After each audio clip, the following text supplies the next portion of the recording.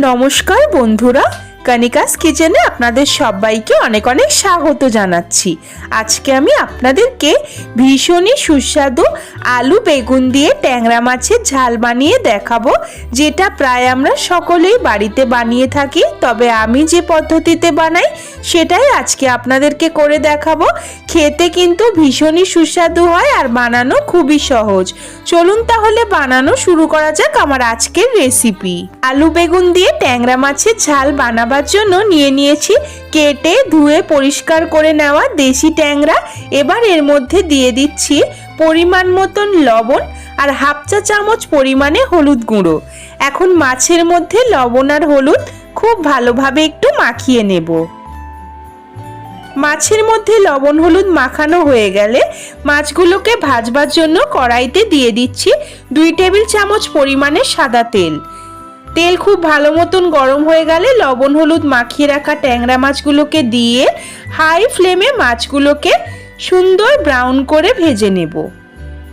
এখানে আমি refined oil ব্যবহার করেছি, আপনারা চাইলে সর্ষের তেলেও রান্নাটা করতে পারেন। মাছ ভাজা হয়ে গেলেই আমি তুলে নিয়েছি। এখন ওই একই তেলের মধ্যে দিয়ে দিয়েছি লম্বা টুকরো করে কেটে নেওয়া আলু। আলুটাকে নেড়ে চেড়ে মিডিয়াম ফ্লেমে একটু লালচে করে ভেজে তুলে নিচ্ছি। এখন ওই তেলের মধ্যেই দিয়ে দিচ্ছি লম্বা টুকরো করে কেটে নেওয়া বেগুন। মিডিয়াম টু লো ফ্লেমে বেগুনগুলোকেও নেড়ে চেড়ে একদম হালকা করে ভেজে আমি তুলে নিচ্ছি।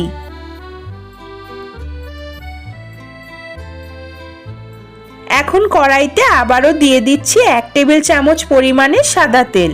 তেল গরম হয়ে গেলেই ফোড়নে দিয়েছি 1 চা চামচ পরিমাণে কালো জিরে।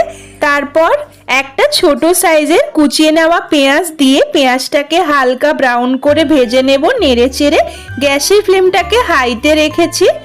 পেঁয়াজ ভাজা হয়ে গেলে দিয়ে দিয়েছি 1 চামচ পরিমাণে আদা রসুন বাটা।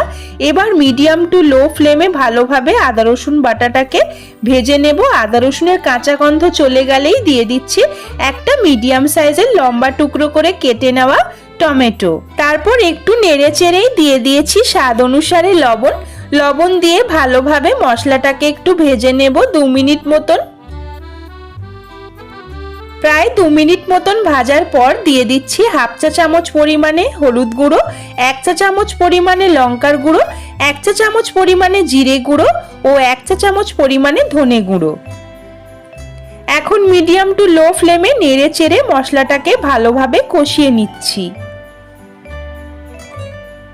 মশলা কষানো হয়ে গেলে, মশলা থেকে তেল আলাদা হয়ে গেলে দিয়ে দিচ্ছি ভেজে তুলে রাখা আলু ও বেগুন। এখন 2 থেকে 3 মিনিট ভালোভাবে হাই ফ্লেমে আলু এবং বেগুন কষিয়ে নেব।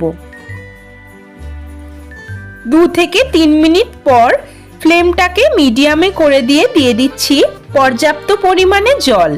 জল কিন্তু খুব বেশি দেওয়ার কোনোই দরকার নেই, যেহেতু এটা আলু বেগুন দিয়ে ট্যাংরা মাছের ঝাল, তাই জলটা একটু বুঝে ব্যবহার করতে হবে। ভালোভাবে নেড়ে চেড়েই দিয়ে দিচ্ছি 3টে কাঁচা লঙ্কা। এখন আবারও একটু ভালোভাবে নেড়ে চেড়ে নিলাম। এখন ঢাকা দিয়ে 15 মিনিটের জন্য মিডিয়াম ফ্লেমে ঝাল আমি রান্না করে নেব। 15 মিনিট পর ঢাকনা খুলে ভালোভাবে একটু নেড়ে চেড়ে নিচ্ছি। দিয়ে দিচ্ছি ভেজে তুলে রাখা ট্যাংরা মাছগুলোকে।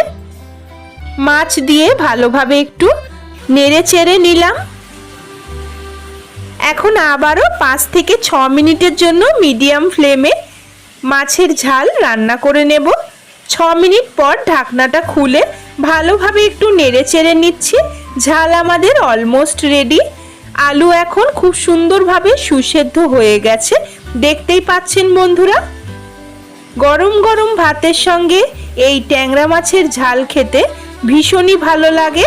এখন আমি নামিয়ে নিচ্ছি।